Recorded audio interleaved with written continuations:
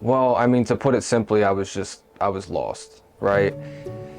I um, I didn't really want to die. I just didn't want to feel the way that I was feeling anymore. To be totally transparent, there were days where I would drive to work and just hope that maybe a Mack truck would run a red light because I was just tired of the way that I was feeling and I couldn't see a way out. I didn't know anything about recovery. My best friend of, over a decade was in recovery, but I had nothing to go off of. I had no idea what it looked like other than that his life went from a not great situation to a great one over time. And he had to put a lot of work in.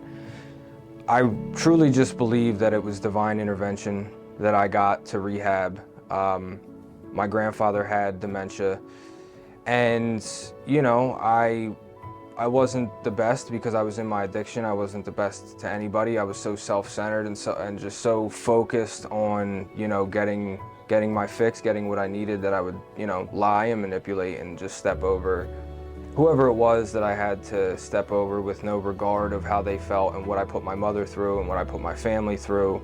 My sister, she didn't trust me being around the house. And weird, I went out the night before I went to rehab, and I went to a bar. It was not a good time. And I came home and I was just done with everything. I just deleted all my social media. I didn't want to be a part of anything anymore. All I did was work for the drugs that I needed. I wasn't paying my bills. I was relying on my mother to just bail me out of every situation because she enabled me. And I had a dream that my grandfather used to talk to himself in the mirror when he had dementia. And he didn't know it was him, so he called the guy Gus. And I had a dream that I needed, money to get high, so I stole somebody's truck. And I somehow left my keys in their house, so I went back to get the house. And then the guy caught me, essentially. But instead of, calling the cops or whatever, he just shook my hand, told me everything was gonna be okay, and that his name was Gus. And I woke up not knowing what the hell that was even about. But then a couple hours later, my best friend called me, and his life was still going great. He just was slipping up a little bit. And he called me and he said, dude, I'm going to treatment, so you probably won't hear from me for a little bit. And I thought in that moment, I said, wow, if this guy is looking at himself in the mirror saying he needs to go back to treatment, then maybe I need to go. But I still wasn't really going for myself in that moment. It was comfortability. I'll go with my best friend. I'll go for a week. I'll use successfully when I come home. My mom will be off my case. I can, use recreationally, all that stuff that we tend to think that it's still possible to somehow maintain it. So he then told them to call me, and that treatment center reached out to me. And 12 hours later, I was in a car headed to a treatment center in a city I had never been to that was 2 hours away from me. And we got there real late. It was like 3 a.m. And I just woke up the next morning and still didn't really want it, but it was something about the atmosphere of the place. Something about being in a place where I knew I felt home. I felt home. There were people in there that were just like me, that were not judging me. I remember this sweet old woman, Liz. I was eating lunch and I was the new guy, so she came over to introduce herself, and I went to, shake her hand, and she was like, oh no, baby, we do hugs around here. And I stood up and I hugged, and from that moment I called her Mama Bear. And it was one of the greatest experiences of my life. The things that I learned about myself while I was in there I had my 26th birthday in rehab, and when I first got there, I hated the idea of having a birthday in rehab, but then that day came around and I knew it's exactly where I needed to be.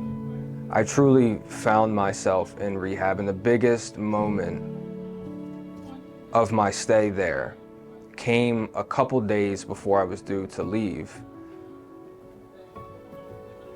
My job paid me out for my vacation early, and this is why it's important to tell on yourself when you need to. My job paid me out for my vacation early. They sent a check to my grandmother's house, and she didn't know I was in treatment. So I was due to leave in like 3 days.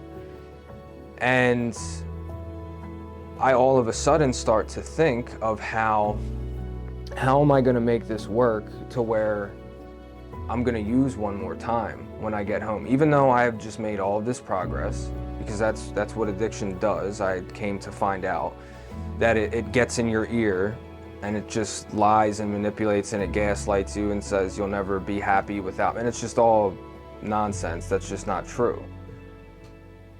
And I just remember for like a day and a half having this plan of like, oh, well, you know, I'll use on this night, I'll go to IOP Monday, it'll be out of my system, and all will be forgotten. But I didn't like the way that I was feeling. I felt very anxious, I was hiding something, I hadn't left treatment yet, and I was already in the process of relapsing. So I asked the staff to pick up the phone, and I called my mother and I told her, and I was crying, and I told her that she needed to go pick the check up before I got home, and I just ruined everything, all the progress that I made. And it was making that decision right then and there that my obsession, not cravings, because I even still over 2 years later, I get those. But my obsession in that moment left me. Because in that moment, I told on myself. And I did what I had to do to stay sober. I felt that the universe was throwing me a bone, but I got to choose whether the bone was for addiction or the bone was for recovery. I chose recovery. I've chosen recovery every single day since then. I'm not a perfect person.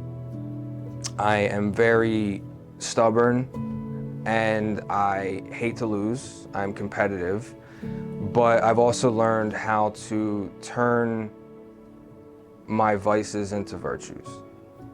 So those quote unquote bad character flaws are actually two of the most important things in my life today. Because of how stubborn and hard-headed and competitive that I can be, I use that in my fight against addiction. And now, on a day-to-day basis, even though it took a little time to get there, it's pretty easy. It gets easier after a while.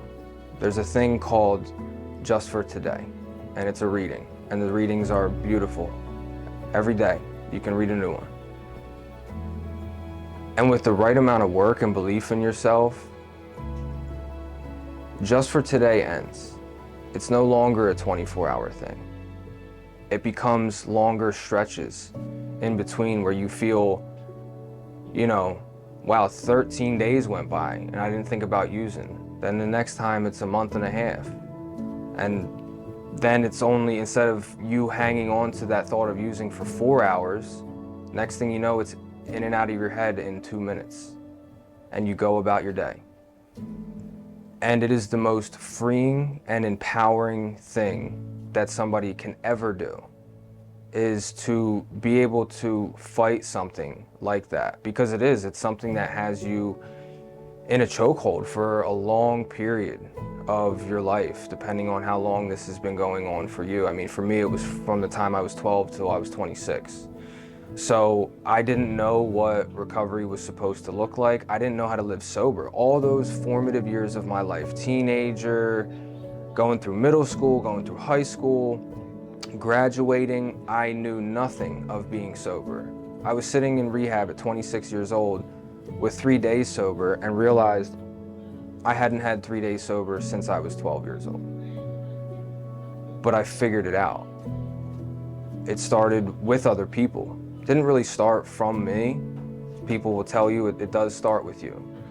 And that's true. But if it wasn't for other people truly believing in me at the same time, I don't know if I would have found that belief in myself.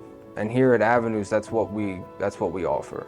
From the first phone call that you're gonna make, to meeting with the nurses, to meeting your therapist, to meeting the techs and other peers, that's what it is. We help you every step of the way till you feel you can walk on your own again.